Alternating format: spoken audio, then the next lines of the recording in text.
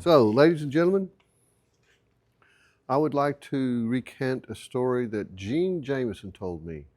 Gene Jameson was a fellow in the Texas 36th Infantry Division that he was quite a character, I'll tell you what. He told me that at Salerno, his regiment of the 143rd Infantry Regiment on the second day was pulled out of the beach and sent up to Maori to help support the Rangers and the 82nd Airborne that were up on top of the peninsula, stopping the Hermann Göring Division from reinforcing from Naples. They were blocking the plains of Naples. And so Gene told me that he had been on the side of this hill for a while, and that he was dug in, and the Germans had been shooting artillery at him, and he had been eating green walnuts. And those green walnuts hit the bottom with him, and he had to go. He said it hit him bad. And he got out of his trench and he ran to the latrine and he did his business. And he said when he came back, a German artillery shell had landed in his foxhole. That if he hadn't got diarrhea, that he would have been killed. That the green almond saved his life. And so he talked about, for some reason, he went back to the rear, and he was in the headquarters with Colonel Darby when they brought in some SS prisoners. And the story that he told me was the SS had camouflaged themselves in white, and they had gotten amongst a herd of sheep. And as they pushed the sheep up the hill, the SS went up the hill with the sheep. And these, I guess it was 3 or 4 guys that were captured.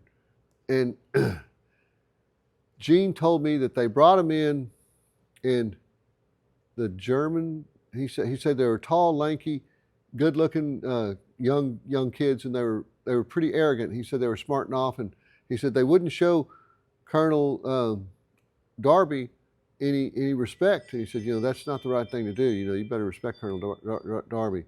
And so Darby was trying to interrogate him, and they were just smarting off to him. And so he told me that the first sergeant of the Rangers was standing behind Darby, and he said he was chewing a chaw of tobacco. And he said he never spit. He said, I watched him chew that tobacco for probably 30 minutes, and he swallowed that thing the whole time. He said he never spit.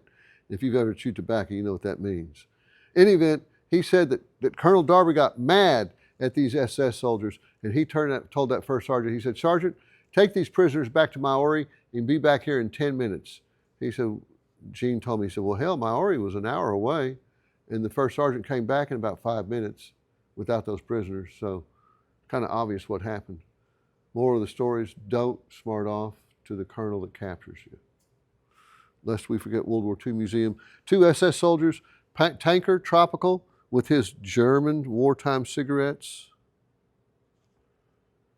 Also another tropical SS guy, hasn't been assigned rank yet. I've got to find a belt and buckle for him, figure out what rank we're going to make him. But tropical gentleman. The Leibstandarte was down in the Salerno region during the operation of the invasion, okay? And then I want to say that it was the 16th SS or Reichsfuhrer SS. They were down in Italy, and my dad told me that they engaged the SS at some point, and the SS were killing our prisoners. And my dad said that when we captured the SS after that, he said, we didn't take any SS prisoners. We took care of them. If they're killing our guys, we're not going to take them prisoners. So, this guy's really decked out here. He's got the SS tropical boots, tropical pants. This PP holster has a SS insignia on it from a dagger that came out of Canada, like that, from a vet. Great uniform, great setup. I don't know why I like this stuff, but I like recreating this history. Lest we forget, these were bastards, okay? These guys tried to kill my dad. These were bastards.